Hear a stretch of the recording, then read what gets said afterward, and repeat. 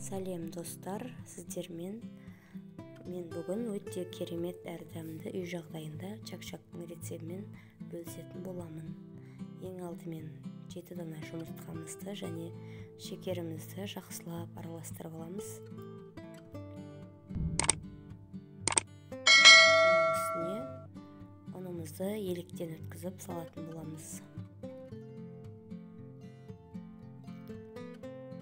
Осылай венчиктің көмегімен араластырып, ары қарай қолдың көмегімен қамырымызды илейміз. Қамырымыз шілей қатты или жұмсақ болмау керек, орташа масса болу керек. Осылай қамырымызды жақсылап июін қандырып, бір 10-15 минутқа қойып қоямыз.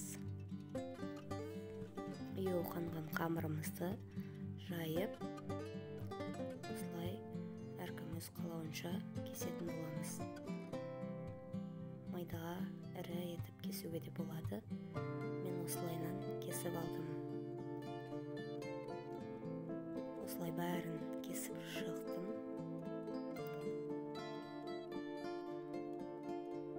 Менің видеоларым ұнап жатса, арнама тіркеліп, ары қарай пікірлеріңізді қалдырып кетіңіздер. Міне дайын болды. Енді қызып тұрған майға бәрін пісіріп алатын боламыз.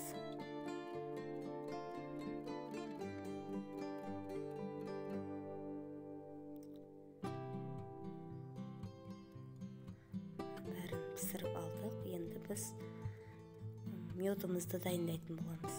Бізге 200 грамм медқа бір кесе шекеріміз араластырып, газ отқа қойып, ертіп аламыз.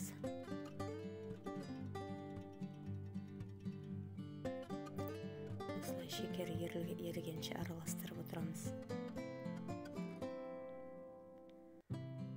Біздің балымыз дайын болды. Енді астын өшіріп,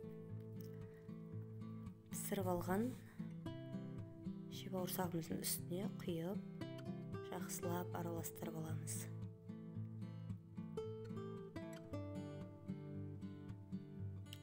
Балдарыңызға жасап берсеңіздер болады. Көп нәрсе қажет етілмейді. Мед пен жұмыртқа және шекер болса болғаны.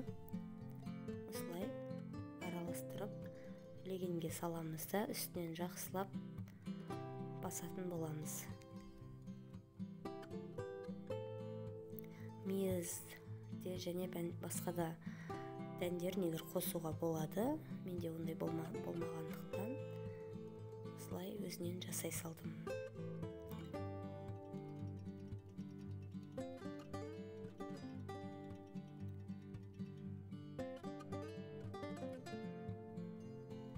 Осылай бәрін нығыздап, қатты етіп басып шығамыз.